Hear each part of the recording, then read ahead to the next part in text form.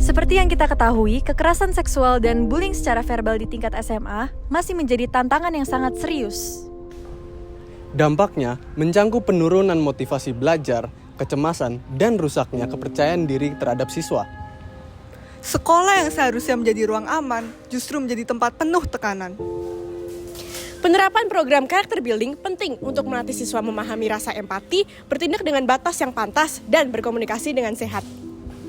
Nah, pendidikan karakter yang kuat bisa mendorong siswa untuk menghargai orang lain dan juga berperilaku yang benar.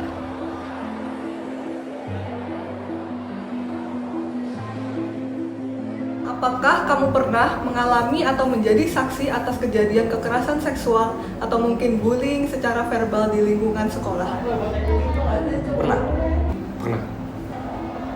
Pernah. Dari skala 1 sampai 10, menurut kamu seberapa jauh pengetahuan kamu mengenai kekerasan seksual dan bullying secara verbal? 7. Mungkin 5 atau 6. 7 mungkin. Coba jelaskan pengetahuan kamu mengenai apa itu kekerasan seksual dan bullying secara verbal dan berikan contoh-contohnya.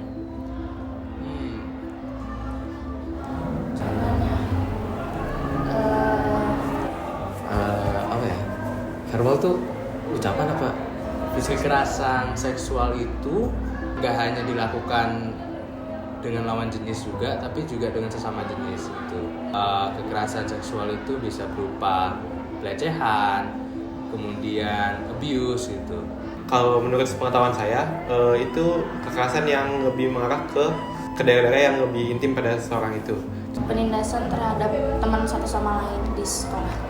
Oh, mungkin kayak catcalling gitu kan. Kayak manggil dengan nama hewan. Menurut Bapak, apakah pendidikan atau karakter building mengenai kekerasan seksual dan bullying secara verbal diperlukan?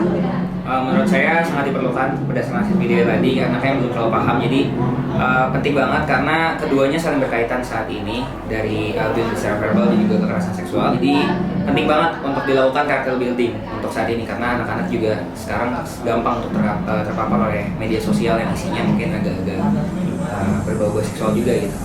Dalam rangka menangani isu tersebut, kelompok kami menggagas solusi bernama Shield and Speak, yaitu penerapan karakter building dalam rangka meningkatkan pengetahuan, perlindungan, dan keberanian melawan kekerasan seksual dan bullying secara verbal yang bersifat dua arah dan interaktif, yaitu: Pertama, pembukaan selama 5 hingga 10 menit, di mana tujuan pembelajaran dan pentingnya kesadaran terhadap kekerasan seksual dan bullying secara verbal akan dijelaskan.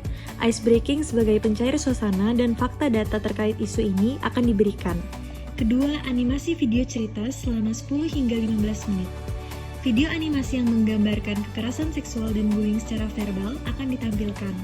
Lalu siswa akan diajak untuk merenung dan mendiskusikan reaksi dan pendapat mereka terhadap video tersebut.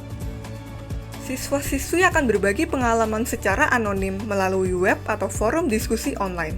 Hasil akan dibaca dan didiskusikan tanpa menyebutkan nama pengirim.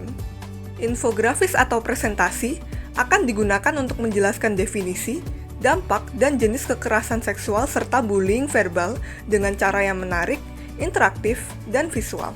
Yang kelima, ada saran dan konsultasi selama 10 hingga 15 menit. Akan diberikan penjelasan tentang jaringan dukungan yang tersedia, contohnya guru BK dan konselor, serta akan diberikan informasi kontak dan cara konsultasinya. Nah, sebagai penutupannya, akan disampaikan lagi ringkasan materi yang telah dibahas dan pesan positif tentang menciptakan lingkungan sekolah yang lebih aman.